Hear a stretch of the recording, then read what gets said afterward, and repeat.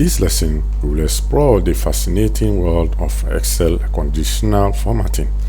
So we will dwell on how to use the Excel formulas to format individual cells and entire rows based on the values you specify or based on another cell value. Sometimes you will need to compare many cells, for example, the monthly sales of a year with a value like your monthly sales goal. If the sales of a particular month exceed the monthly sales goal, it will go into fill a specific color. So you want to create a conditional formatting rule. In addition, if you want to apply conditional formatting based on another cell or format the entire row based on the single cell value, then you will need to use Excel formulas. The first step is to select the cell B2 to M5 in which the rule will apply. You can choose one column as several months or an entire table if you want to use your conditional format to rows. As a bonus tip, if you plan to add more data in the future and you want the conditional formatting rule to get applied to new entries automatically, you can either convert a range of cells to a table, insert table tab, or select some empty rows below your data.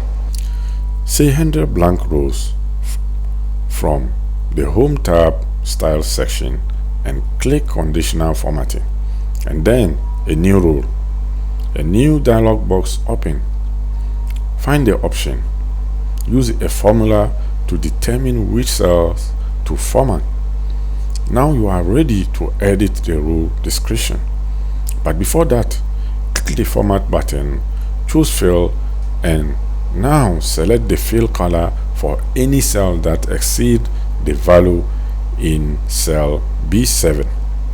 I will choose a green color, which between font border and fill tabs, and play with different options such as font style, pattern color, and fill effect to set up the format that best works for you. If the standard palette does not suffice, click More Colors and choose any RGB or HSL color to your liking.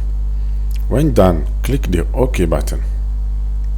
Click on this box and type in equal B2 greater equal to B3 B7 with absolute reference.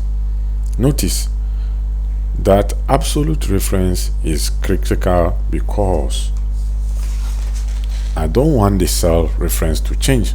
Regardless of where I copy that reference, the formula is created and I will click OK. Look at the cells that exceeded the B7 value. They are all filled with green color. Though I want to say that when I change the value in cell B7, the format is updated.